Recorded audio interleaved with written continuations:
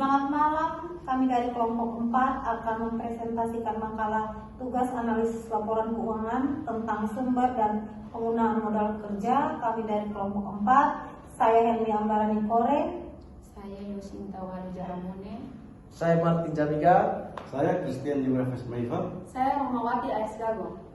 Baik, kita mulai yang pertama, pengertian modal kerja. Pengertian modal kerja merupakan modal yang digunakan untuk melakukan kegiatan operasi perusahaan. Modal kerja diartikan sebagai investasi yang ditanamkan dalam aktiva lancar atau aktiva jangka pendek, seperti kas, bank, surat-surat berharga, piutang, persediaan, dan aktiva lancar lainnya. Pengertian modal kerja secara mendalam terkandung dalam konsep modal kerja yang dibagi menjadi 3 macam, yaitu yang pertama konsep kuantitatif, yang kedua konsep kualitatif, dan yang ketiga konsep fungsional. Ya, berikutnya tujuan manajemen modal kerja bagi perusahaan. 1. Guna memenuhi kebutuhan likuiditas perusahaan. 2. Dengan modal kerja yang cukup perusahaan memiliki kemampuan untuk memenuhi kewajiban pada waktunya. 3. Memungkinkan perusahaan untuk memiliki sediaan yang cukup dalam rangka memenuhi kebutuhan pelanggannya. 4.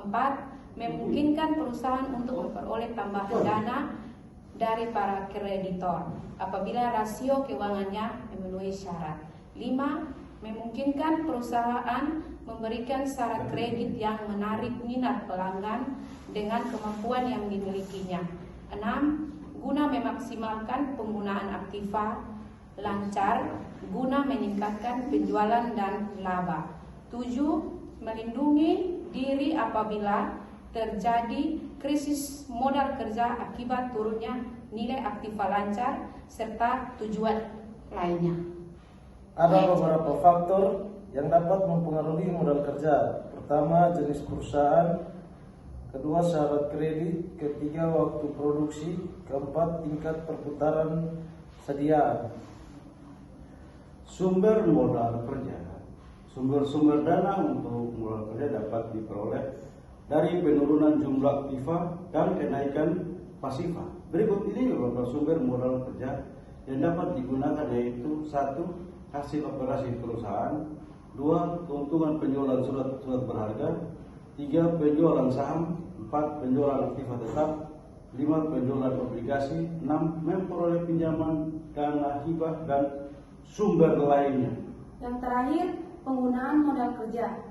Penggunaan dana modal kerja dapat diperoleh dari kenaikan aktiva dan menurunnya pasifa. Secara umum dikatakan bahwa penggunaan modal kerja biasa dilakukan perusahaan untuk: yang pertama, pengeluaran untuk gaji, upah, dan biaya operasi perusahaan lainnya.